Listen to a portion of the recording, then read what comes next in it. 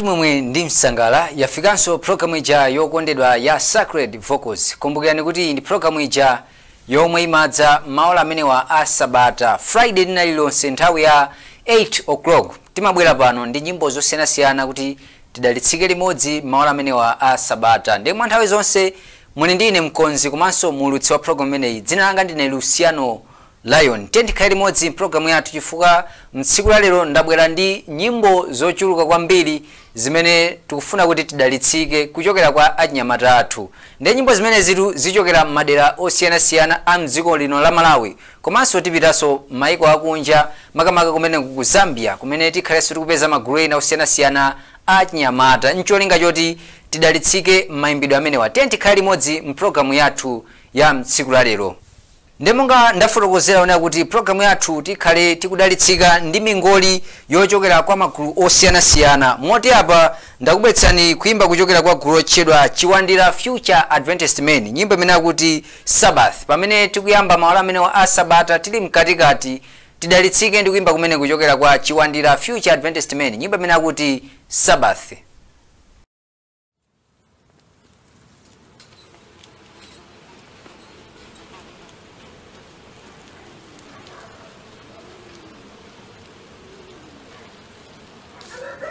There is a day to remember. The Sabbath day. There is a day The Sabbath to day. remember. The Sabbath day. There is a day The Sabbath to day. remember. The Sabbath day. It is a day. It is a day. It is a day. That is holy. There is a day to remember. The Sabbath day. There is a day The Sabbath to day. remember. The Sabbath day. There is a day The Sabbath to day. remember. The Sabbath day. It is a day. It is a day. It is a day. That is holy. We are not supposed to cook on this Sabbath day. We are not supposed to mop on this day. We are not supposed to iron on this day. It is a day that is holy. We are not supposed to brush shoes on the Sabbath day. We are not supposed to sweep on this day.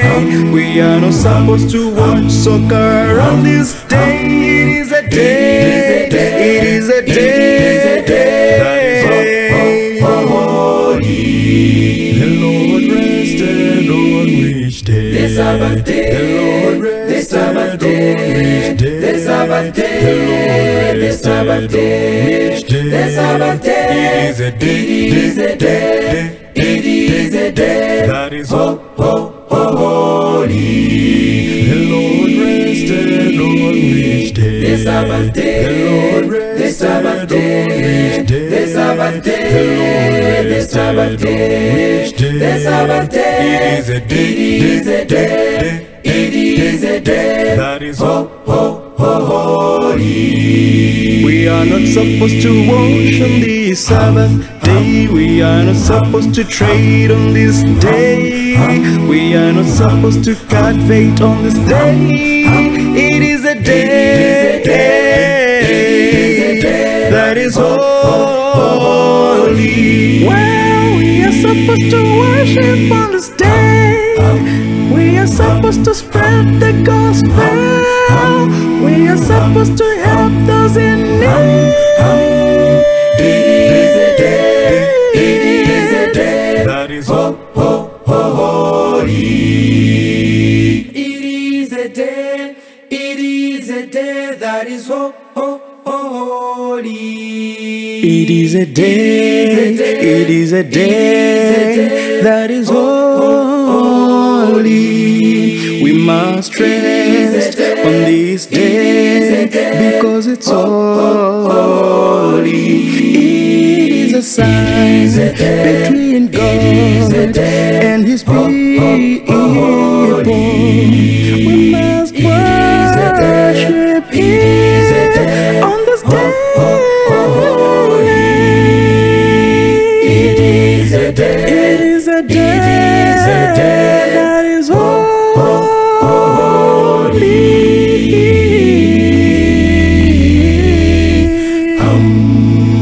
Let's keep it holy. taonera komanso kumvetsera kuimba kumene kuchokera kwa gulu lotchedwa Chiwandira Future Adventist Men, nyimbo imene akuti Sabbath. Akungokamba kunena kuti mpumulo umene wa sabata umakhala okoma kwambiri tikamapumula ku ntchito zosiyanasiyana. Chitsanzo chimene Mulungu wathu adatipatsa ncholinga choti tikhale tikulemekeza chilengedwe chimene Mulungu wathu wakumwamba anatipatsa. Tikupitirira ndi programu yathu apa, bwanji tipite patsogolo ndakubwetsani kuimba kuchokera kwa gulu lotchedwa Calvary Nights, nyimbo imene akuti Behold He is Coming.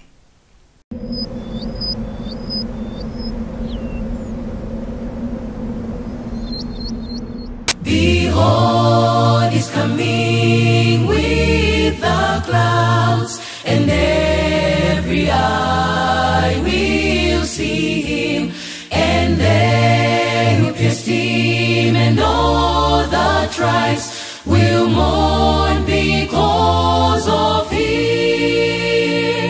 The Lord will descend with a shout, with the voice of an archangel, with the trumpet of God.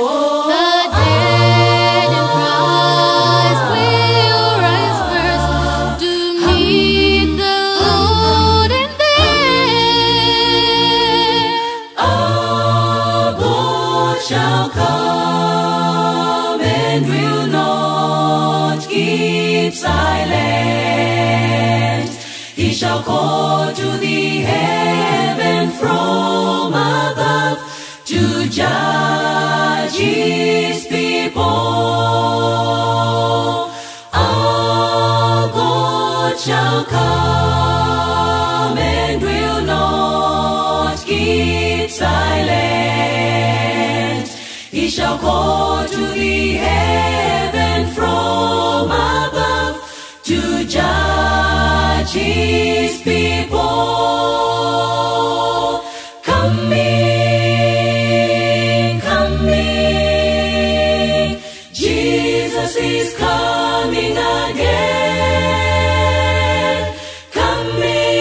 Coming, coming, Jesus is coming again. Behold, He's coming, let's get ready, 'cause He's nearer than we first believed. Our God shall come and will not keep silent. He shall call to the heaven from above to judge His people. Our God shall come and will not keep silent. He shall call to the heaven from above to judge His people. Jesus is coming again. Jesus is coming again. Jesus is coming again. Jesus is coming again. Coming again.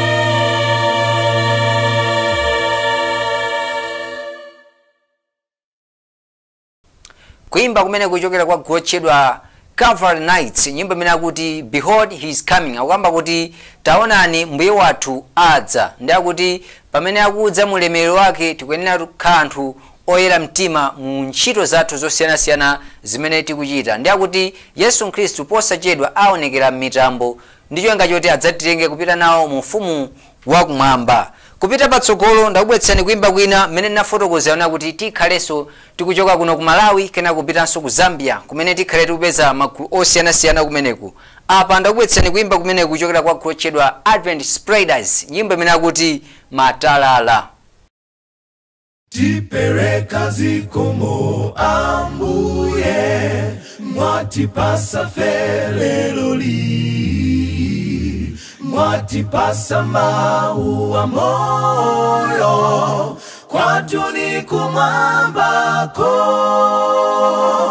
Tipereka zikomo Ambuye, mwatipasa feleloli, mwatipasa maua moyo, kwatu ni kumwambako. Oh, matala. Oyeresesa, oyeresesa, oyeresesa, mitima yetu ikalebe, yoira songa timatarara. Oh, matala. Oyeresesa, oyeresesa, oyeresesa, mitima yetu ikalebe, yoira songa timatarara. Tizarembekezanu Ambuye, murimbikise tonsefe, ndipo mzimu wanu oyera utifungatire fe. Tizarembekezanu Ambuye, murimbikise tonsefe, ndipo mzimu wanu oyera utifungatire fe. Oh, matala. Oyeresesa, oyeresesa, oyeresesa, mitima yetu ikalebe, yoira songa timatarara. Oh, matala. Oyeresesa, oyeresesa, oyeresesa, mitima yetu ikalebe, yoira songa timatarara. Mitima yetu ikalebe, yoira songa timatarara. Mitima yetu ikalebe, yoira songa timatarara.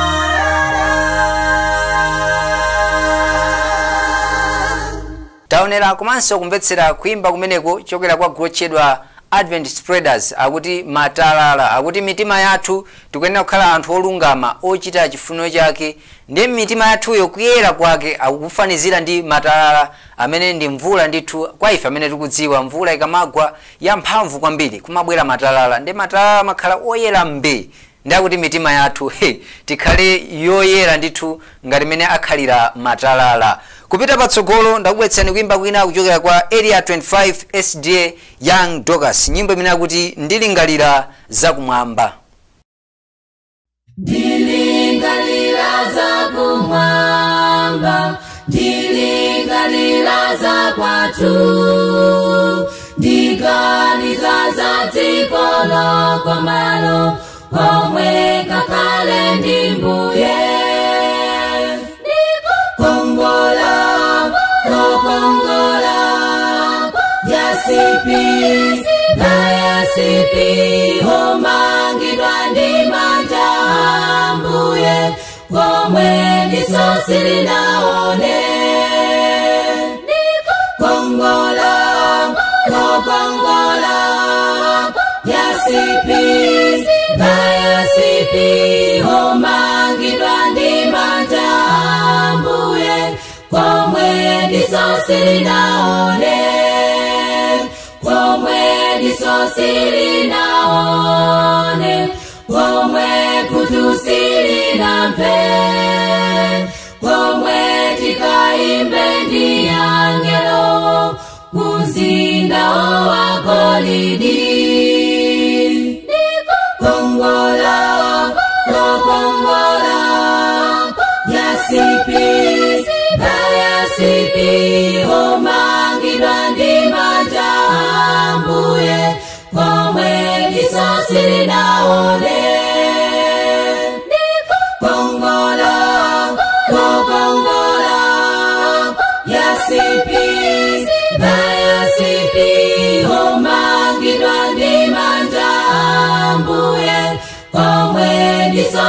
silinaone tapukuta misonzi yonse sipata kalanso ifa sipata kalanso malilo potiza kale zapita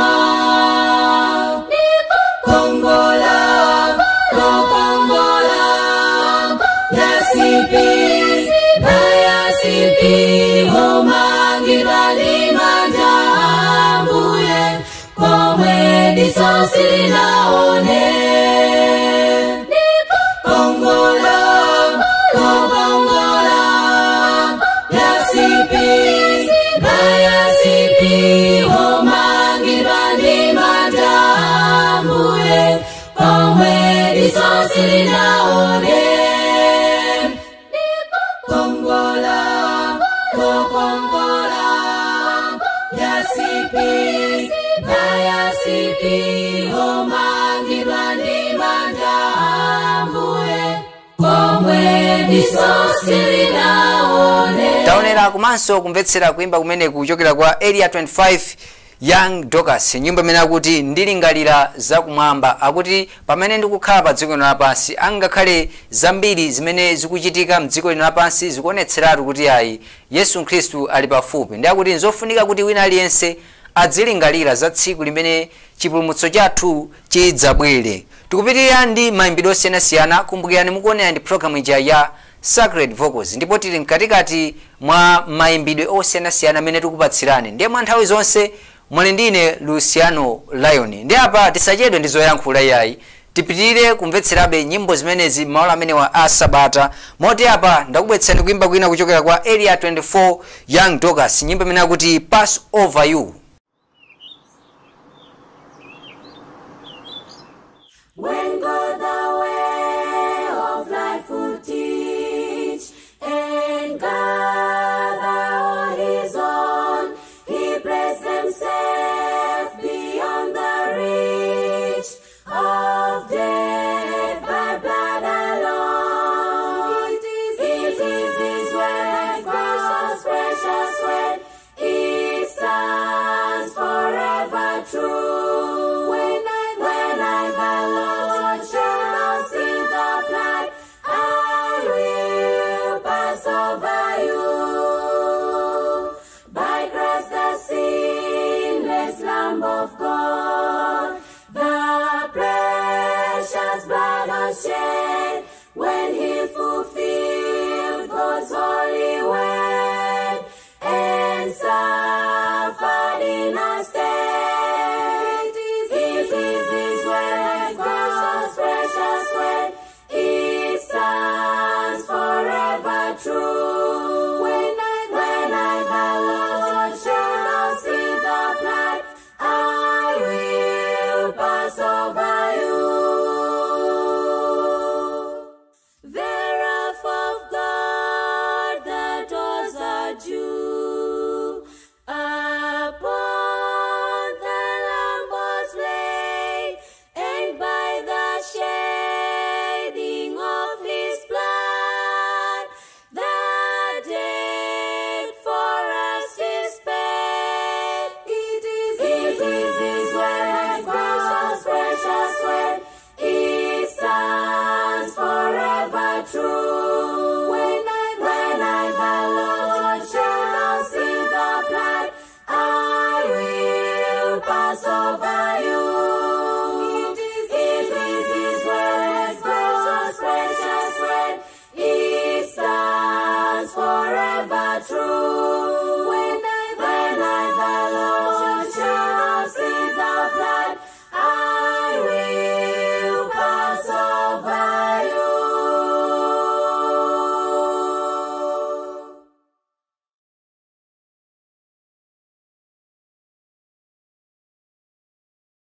Kuimba kumene kuchokera kwa kulotchedwa Area 24 Young Dorcas, nyimbo imene akuti Pass Over You. Akukamba kuti nthawi imene ana Israeli anali akukhala mdziko limeneli, akuti idalipo nthawi imene amayenera kuti aphedwe ana oyamba. Nkhani imene tikudziwa bwino, nkhani imene idachitika ndithu kwa ana Israeli ndi akuti nthawi imeneyo anawapatsa lamulo na kuti amene atapake mwazi pa khoma akuti ngelo amene ndi wakuononga adzadutsa pamenepo osaononga. Ndi akuti pass over you.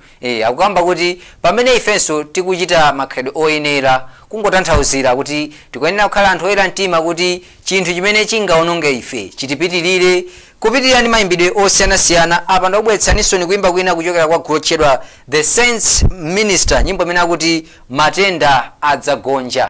Tatanganidwa ndi za mdziko, matenda ndi imfa, koma Mbuye atiuza kuti ife zonse zidzagonja. Matenda adzagonja, imfa idzagonja, dzakhala ndi Yesu mfumu zonse zidzagonja. Matenda imfa idzagonja, dzakhala ndi Yesu mfumu zonse zidzagonja. Omboledwa adzakondwa pokhala ndi Yesuyo. Adzakhala kumwamba ndi Mulungu.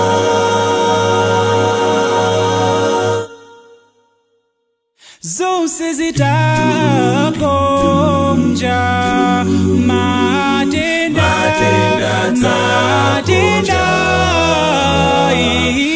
imfa idzagonja, dzakhala ndi Yesu mfumu zonse zidzagonja.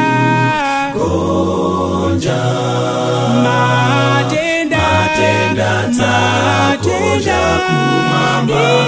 imfa idzagonja, dzakhala ndi Yesu mfumu zonse zidzagonja. Inu dzakhala ndi Yesu mfumu zonse zidzagonja.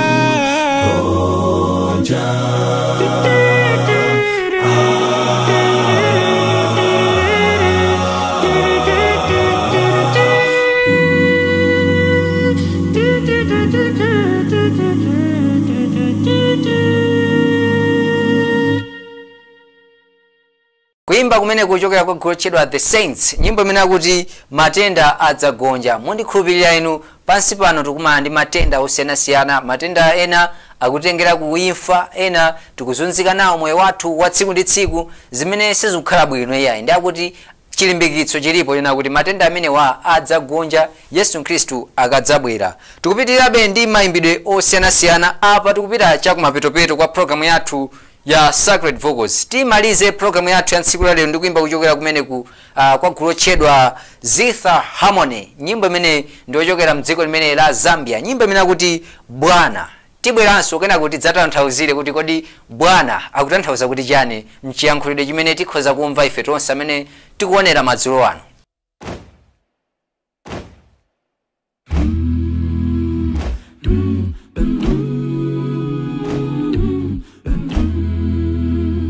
hakuna kurudi nyuma.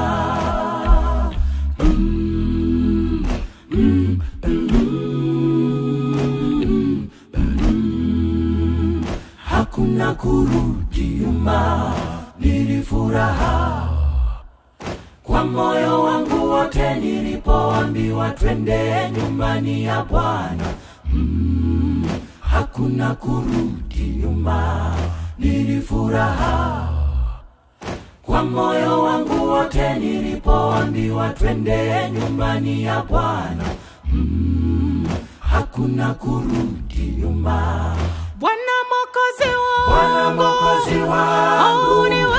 Bwana mlezi wangu, Bwana kiongozi nakupenda wewe, nakupenda wewe Bwana, Bwana Mwokozi wangu, Bwana Mwokozi wangu, Bwana Mwokozi wangu, Bwana mlezi wangu, Bwana kiongozi wangu, nakupenda wewe Bwana, nina furaha kwa moyo wangu wote, twende nyumbani mwa Bwana.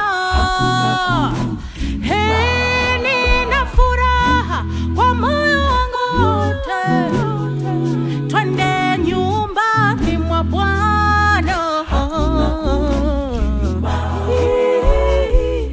Nilipotea ni dhambi, lakini Yesu alinichukua. Kisha kidogo kutoka mbinguni na vile ninazo yangu, hakuna kurudi nyuma. Mimi sasa nitumenye furaha, nina furaha katika Yesu. Mimi sasa nitumenye furaha, nina furaha katika Yesu. Hakuna kurudi nyuma. Sasa nitumenye furaha, sasa nitumenye furaha katika Yesu. Hakuna kurudi nyuma. Sasa nitumenye, sasa nitumenye furaha, sasa nitumenye furaha katika Yesu. Nimezaliwa mara ya pili, sasa nitumenye furaha, furaha katika Yesu. Sasa nitumenye furaha, furaha katika Yesu. Hakuna kurudi, hakuna kurudi. Sasa nitumenye furaha, sasa nitumenye furaha katika Yesu. Sasa nitumenye furaha katika Yesu. hakuna huzuni tena. Mimi sasa nitumenye furaha, furaha katika Yesu. hakuna kufa tena. Sasa nitumenye furaha, furaha katika Yesu. Tibo, tibo, tibo, tibo, tibo, tibo, tibo, tibo. Bwana anakualika nyumbani kwake, usifanye moyo wako kuwa Mungu anakupenda, usifanye moyo wako be maisha yako.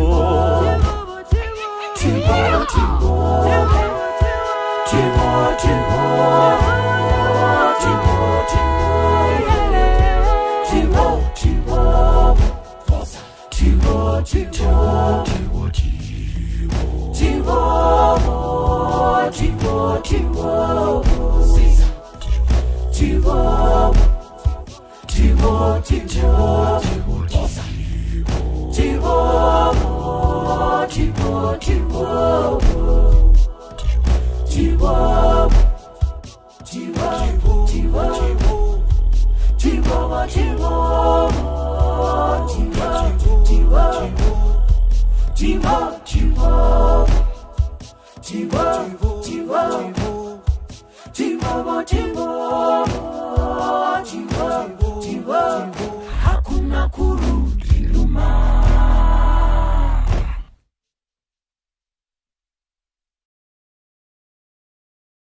Kuimba kumene kuchokera kwa gulu chedwa Zither Harmony, nyimbo imene akuti Bwana yafotokoza kuti ndidasangalala pa nthawi imene anati tiye mu nyumba ya Atate. Ndikukhulupirira kuti nyimbo imeneyi tikuyidziwa bwino, nkhani imenenso tikuyidziwa bwino ochokera m'buku lathu lopatulika, akuti pa nthawi imene tidali m'machimo Yesu Khristu adatiwombola ndikutiuza kuti yayi mwana iwe tiye mu nyumba ya Atate, chifukwa kumeneko moyo wako ukakhala osinthika. Ndakuti pakadali pano tili mkati mwa nyumba imene Yehova watikonzetsera, ndakuti tikuyenera kuchita makhalidwe oyenera malingana ndi nyumba ya Atate wathu imene tili. Kuti maliziranso programu yathu ya mtsiku lero ya Sacred Vocals, kumbukirani kuti programu iyi tidakhazikika kwambiri ndi nyimbo zochokera kwathu kuno ku Malawi komanso nyimbo zochokera ku Zambia.